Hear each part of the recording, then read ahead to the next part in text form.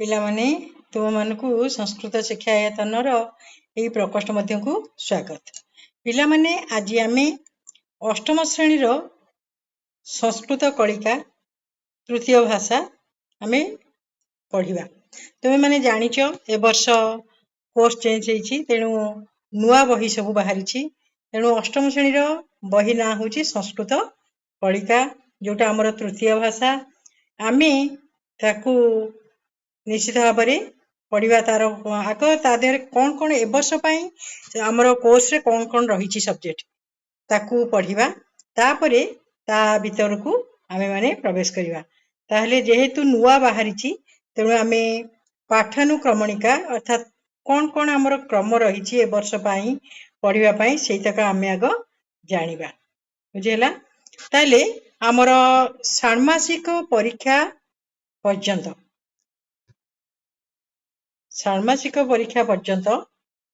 ଆମର କ'ଣ କ'ଣ ରହିଛି କୋର୍ସରେ, ପ୍ରଥମେ ସେଇଟିକୁ ଆମେ ଜାଣିନେବା, ତାପରେ ଆମେ ବିଷୟ ଭିତରକୁ ଯିବା। ବାର୍ଷିକ ପରୀକ୍ଷାରେ କ'ଣ କ'ଣ ପଡ଼ିବ, ଷାଣ୍ମାସିକ ପରୀକ୍ଷାରେ କ'ଣ କ'ଣ ପଡ଼ିବ, ତେଣୁ ଆଗ ଆମେ ପାଠର ଅନୁକ୍ରମଣିକାକୁ ଆଗେ ଯିବା।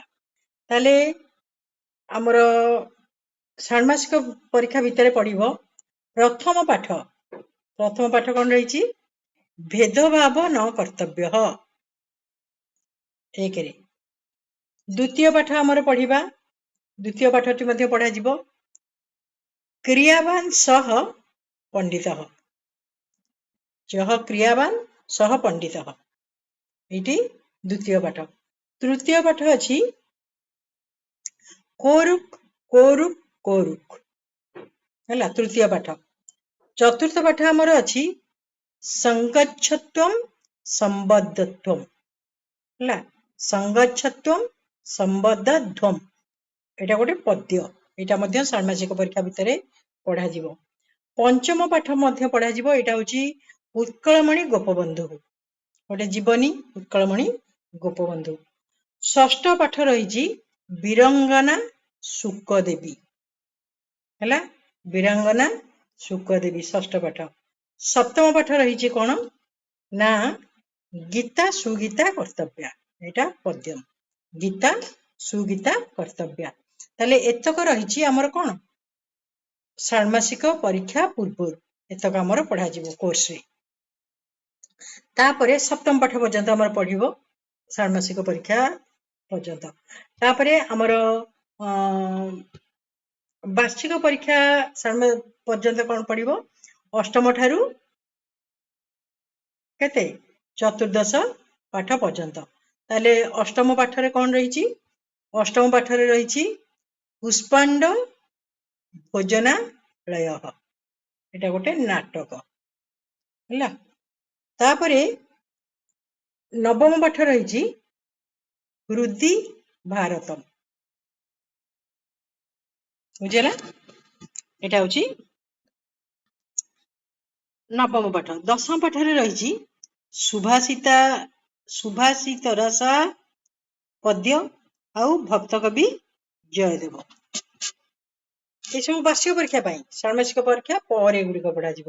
ଏକାଦଶ ପାଠ ରହିଛି ପ୍ରିୟମ୍ ମେ ଭାରତ ବର୍ଷମ୍।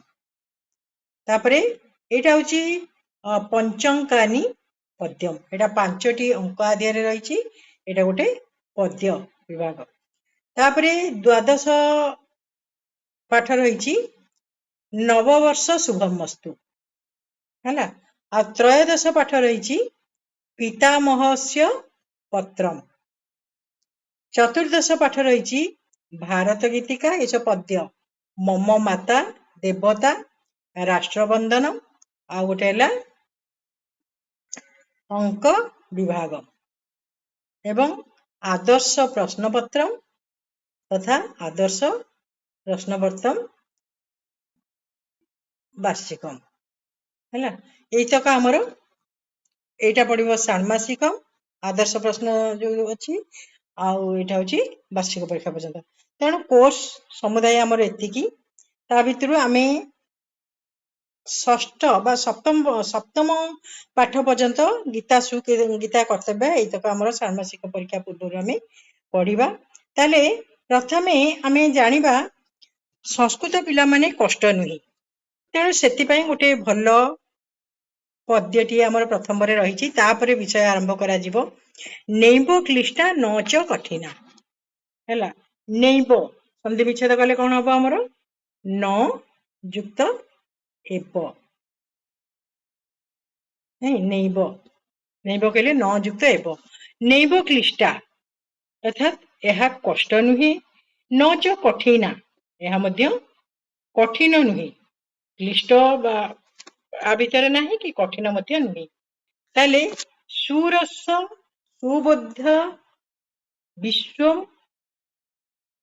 मनोज्ञा सुरस एवं सुबोध्या ये जो आमर संस्कृत भाषाटी यहीटा रसपूर्ण और सुबोधा माने सुंदर भाव बुझे विश्व मनोज्ञा विश्व भितरे समग्र विश्व भितरे ये मनोज्ञ है ललिता हृदया रमणीया ये मध्य अत्यंत सरल बा ललित एवं हृदय को रमणीय करिथाय हृदय को कौन सुंदर कर रमणीय कर रम युक्त अन्या अमृत बाण संस्कृत भाषा ये संस्कृत भाषा गोटे अमृत बाणी जो बाणी रो शेष नहीं अंत नहीं अमृत या केबे मृत नुहे नैब क्लिष्टा नैब कठिना यह केबे भी कष्ट नुहे कि कठिन भी नुहे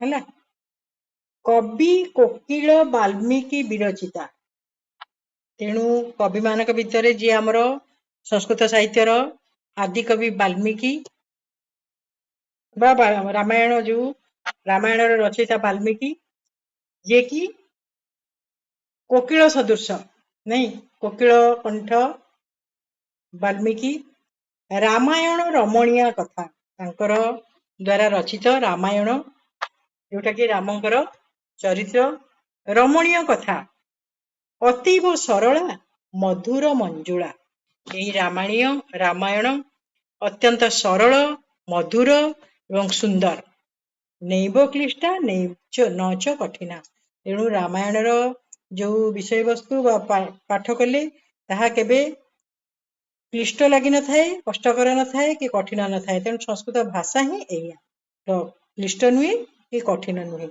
व्यास विरचिता व्यासदेव कृष्ण द्वैपायन व्यास द्वारा रचित महाभारत ताले जी कि गणेश द्वारा लिखित होइतिला व्यासदेव ब्रह्मा डाकी एवं गणेश ताकू लिखिथिले व्यासदेव विरचित जो कौन महाभारत पुण्य कथा तेणु वाल्मीकि लिखिथिले कौन रामायण व्यासदेव कौन लिखिछन्ति महाभारत रामायण 7 खंड बास 7टी कांड और महाभारत 18 पर्व नहीं तेणु महाभारत जोटा कि पुण्य कथा कौरव पांडव संग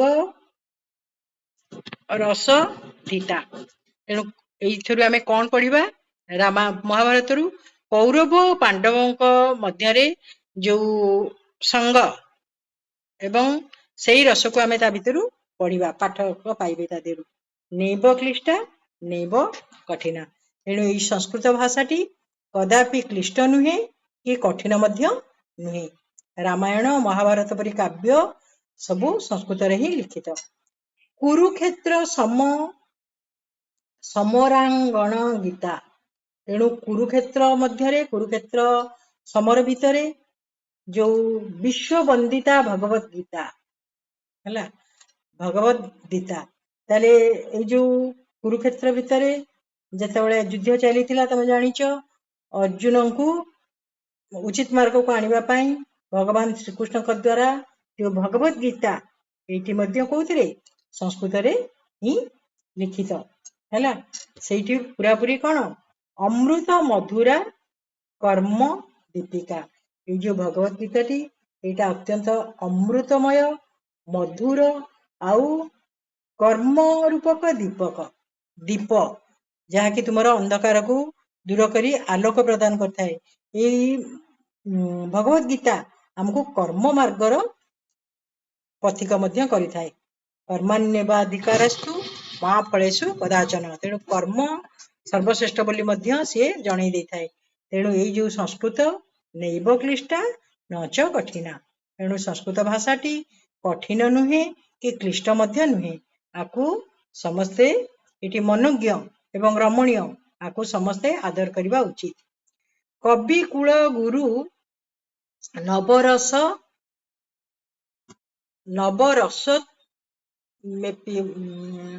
ମେପଜ୍ଞା।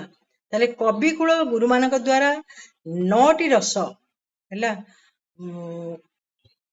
ଭଗବାନ ସୃଷ୍ଟିକର୍ତ୍ତା ବ୍ରହ୍ମାଙ୍କ ଦ୍ୱାରା ଷଡ଼ରସ ର ସୃଷ୍ଟି ହୋଇଥିବା ବେଳେ କବି କୁଳ ଗୁରୁ ନବରସନ ନବରସତ ମୁତ୍ପେଜତା। ତାହେଲେ 9ଟି ରସକୁ ଯିଏ ସୃଷ୍ଟି କରିଛନ୍ତି, ଶୃଙ୍ଗାର, କରୁଣ, ରୌଦ୍ର, ବୀର, ଭୟାନକ, ବିଭତ୍ସ, ଶାନ୍ତ, ହେଲା, ଏପରି 9ଟି ରସକୁ କବିମାନଙ୍କ ଦ୍ୱାରା ସୃଷ୍ଟି ହେଇଛି। ଋତୁ, ରଘୁ, କୁମାର କବିତା, ଖାଲି ସେତିକି ନୁହେଁ, ଋତୁ ସଂହାର, ରଘୁବଂଶମ, କୁମାର ସମ୍ଭବମ ଆଦି କାବ୍ୟ ବା କବିତା, ସେହିପରି ବିକ୍ରମ ବଂଶୀୟ, ଶକୁନ୍ତଳା ନାଟକ, ମାଳବିକା ଅଗ୍ନିମିତ୍ରମ ଆଦି ସଂସ୍କୃତରେ ହିଁ ରଚିତ କବିମାନଙ୍କ ଦ୍ୱାରା, ଯୋଉଥିରେ ସେମାନେ 9ଟି ରସକୁ ମଧ୍ୟ ଭରି ଦେଇଛନ୍ତି। ତେଣୁ ନୈବ କ୍ଲିଷ୍ଟା ନଚ କଠିନା। ଏଇ ସଂସ୍କୃତ କେବେ କ୍ଲିଷ୍ଟ ନୁହେଁ ଆଉ କଠିନ ମଧ୍ୟ ନୁହେଁ। ତେଣୁ ଆମେ କଣ କରିବା ଉଚିତ? ସଂସ୍କୃତକୁ ଆଦରର ସହିତ ପଢିବା ଉଚିତ। ତାହେଲେ ପିଲାମାନେ, ଅଳ୍ପ ବହୁତେ ହଉ ତୁମେମାନେ କିଛି ମାତ୍ରାରେ ଏଇ କବିତାଟିରୁ ସଂସ୍କୃତ ସମ୍ବନ୍ଧରେ ପରିଚୟ ପାଇଲ। ଏବେ ତାହେଲେ ଆମେ ପରବର୍ତ୍ତୀ ଆମର ବିଷୟକୁ ଯିବା।